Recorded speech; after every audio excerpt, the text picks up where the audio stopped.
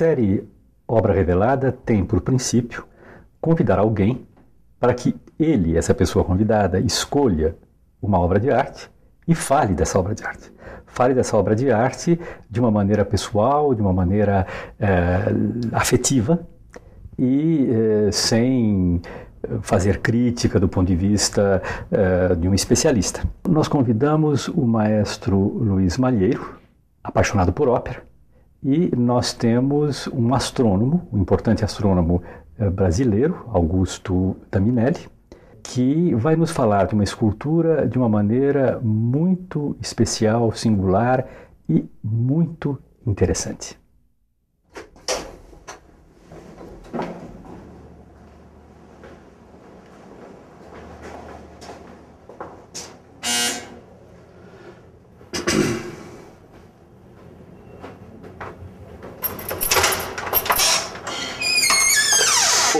Bom dia, Jorge. Como prazer. vai? Prazer é todo meu. Um grande honra. Vão entrando? Licença. Eu vou te apresentar aí o Profeta, que você viu por causa dele, né? Então, esse é o Profeta, a escultura do Henrique Aragão. De dia ele transmite a luz de fora, de noite ele tem luz própria. É um profeta de dia e de noite. Iluminado. Na verdade, quem deu essa denominação de profeta foi o Pascoal Carlos Magno, que era não é embaixador, ele trabalhava no serviço diplomático. E quando ele viu essa escultura, ele queria, mas aí o Henrique falou, olha, é do Augusto. Tem alguma coisa a ver com a poesia da astronomia ou não? Nesse tempo, o Henrique sempre foi uma pessoa cósmica muito antes de mim. Então, o Henrique era ele tinha tem muito essa ligação cósmica global. Eu, na época, na época que ele fez essa escultura, eu estava começando a estudar física e ainda não sabia se eu ia para o átomo ou para as estrelas. Eu não tinha a menor ideia de para onde ir, né? Eu tinha uma ideia de como fazer as coisas, né? Porque eu conheci um pesquisador, que era ele, um pesquisador em arte, e foi o meu primeiro contato com produção. Você viu ele fazendo? Sim, ajudei a segurar alguns ferros. Quer dizer, para mim ele era o profeta. Ele não era um pregador, não. Mas assim, ele mostrava como se você se transforma através do trabalho. Isso foi uma referência para mim por toda a vida, né? Mas eu não tinha, assim, nunca tive jeito para arte, né? Para fazer arte. Mas para mim era o meu primeiro contato assim com alguma coisa nova, com alguém que fazia alguma coisa, né? Por isso que para mim a arte é muito mais assim, o artista, o modo dele produzir. Isso eu incorporei na minha vida de uma forma definitiva, né?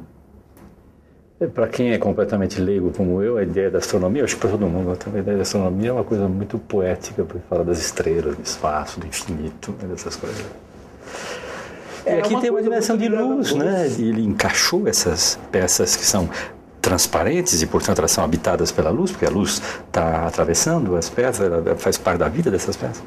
Numa estrutura que ela própria, num certo sentido, transparente, que não tem, assim, grandes efeitos de opacidade nem nada, e tudo isso se integra, né? Dá uma leveza, tem um lado aéreo e luminoso ao mesmo tempo, né? É curioso você levantar esse ponto, porque esses metais são coisas da terra, né? São coisas pesadas, apontam para baixo, né? E as luzes, elas estão ligadas a luz para a gente sempre vem de cima, né? Você tem toda a razão, porque tem um jogo, né, de contraste. Os metais, eles apontam para baixo, mas eles não são muito pesados também, não. Eles são todos furadinhos, eles são todos... É que para mim ainda tem a sensação da solda, quando, por exemplo, o Henrique trabalha com isso, você tem que pôr aquela máscara, sai fogo para todos os lados, faísca que pega nas mãos, dobrar essas coisas. Então, o trabalho para fazer isso é de uma força, uma certa brutalidade. Então, ele é uma junção de céu e terra, né? Porque um profeta que só está ligado no céu não mexe com ninguém, né? Céu e terra e luz também, porque você estava falando da solda. Tanto a solda quanto o vidro, eles necessitam do fogo de uma maneira muito imediata, né? Os dois, o metal que tem que ser derretido e o vidro, né? Que sem fogo você não consegue produzir.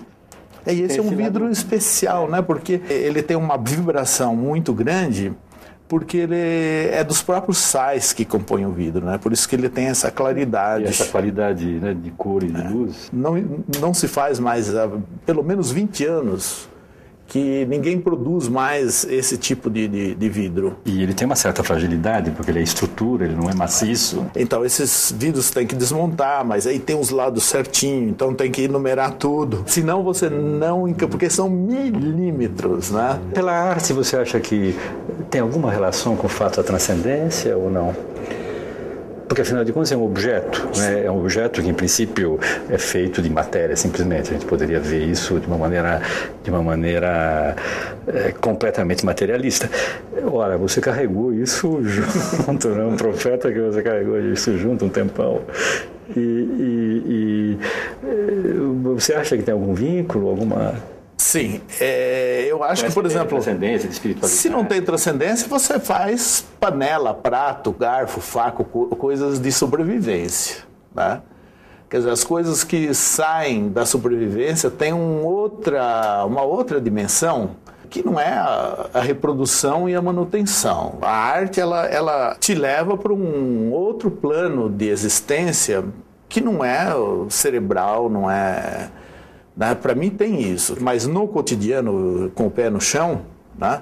Eu estou com a cabeça nas estrelas, mas ligando com tudo isso é estrela. Né? Por exemplo, aqui você tem o ferro, que são as supernovas, são estrelas que têm entre 10 e 20 massas solares a que fizeram esse ferro. Né? Esse ferro aqui, ele tem mais ou menos 12 bilhões de anos de idade. Esses átomos foram feitos há 12 bilhões de anos atrás. Quer dizer, as estrelas, eu não preciso olhar para o céu para ver as estrelas. Né? Elas estão aqui, estão em nós, todo o nosso nitrogênio. O oxigênio, por exemplo, é mais velho ainda, né? 13,5 bilhões de anos, né? O oxigênio que a gente respira. Então, na verdade, o céu está na Terra. Né? Então, você não precisa também escapar daqui para reencontrá-lo. Né? Nós estamos no céu... Já sabe disso há 500 anos que nós estamos no céu. Então essa oposição terra-céu, como duas coisas exclusivas, para mim não existe, como para o Henrique não existe, né? Essa coisa cósmica ligada à materialidade do... E a arte seria um jeito de intuir que de fato nós estamos no céu. Os artistas intuíram isso muito antes do que os físicos e astrônomos, né? De que...